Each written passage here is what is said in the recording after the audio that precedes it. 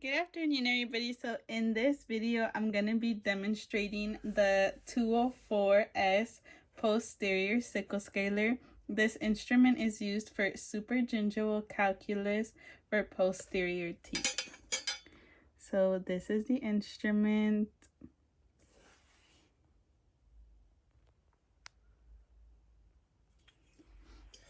So before I demonstrate the use of the instrument, I do want to go over the steps for calculus removal with hand-activated instruments, which involves me, my patient, my equipment, my non-dominant hand, which would be holding the mirror, my dominant hand, which is going to be holding the 204S sickle scaler, my finger rest, my adaptation, which involves using the leading third of the working end of the instrument, which would be right here. My angulation, which would be about 70 to 80 degrees. My stabilization, my activation, resting my muscles, and continuing with the next stroke. To find the correct working end, I'm going to first place my instrument in the distal facial line angle, which is right here. And this is the area where I'm going to start scaling on the distal first. So in order to find it correctly, we want to make sure our instrument is parallel. We don't want it to be crossed like this because we won't be able to scale properly. And as you can see here, this is the correct position to utilize this instrument because the lower shank is parallel to the distal and the functional shank goes up and over the tooth.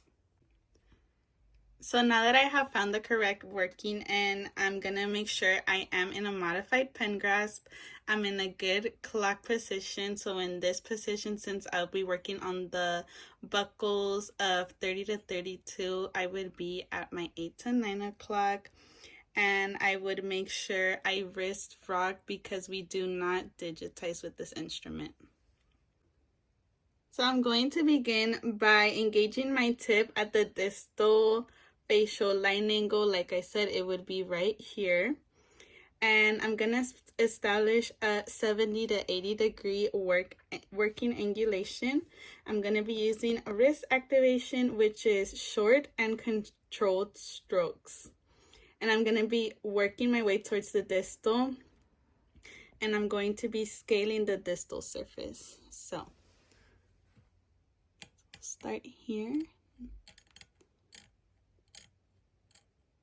And then we'll start turning here to go inner proximally on the distal.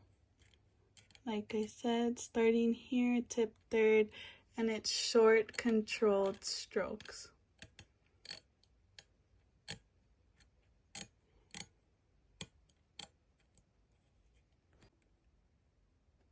So now that I am done going towards the distal, I am going to re-engage my tip third to come to the facial and the mesial.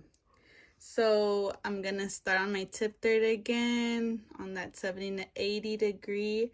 And then this is where I'm going to start those controlled strokes.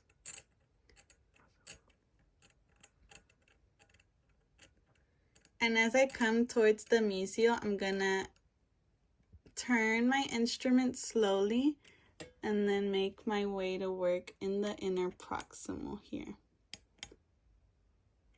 And still maintaining that 70 to 80. So recapping again, I'm going to work on tooth number 30. I am going to adapt the tip third using a 70 to 80 degree working angulation, again with a modified pen grasp. Wrist activation with short controlled strokes. So again.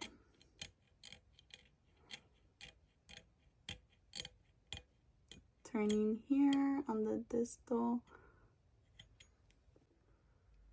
So now that I am finished, again, working on the distal, just recapping, I am going to now re-engage the tip third, and I'm going to be using oblique strokes across the facial surface. Again, they're short, controlled, oblique, and overlapping. As I come towards the mesial line angle, this is where I am going to roll my instrument between my index and thumb finger. So just remember, when you go towards the mesial, you're gonna roll your instrument and then continue those strokes. And this is where I'm still maintaining a modified pen grasp and I'm rolling into the mesial. So again, here, we were here, we're rolling, rolling, rolling to end here.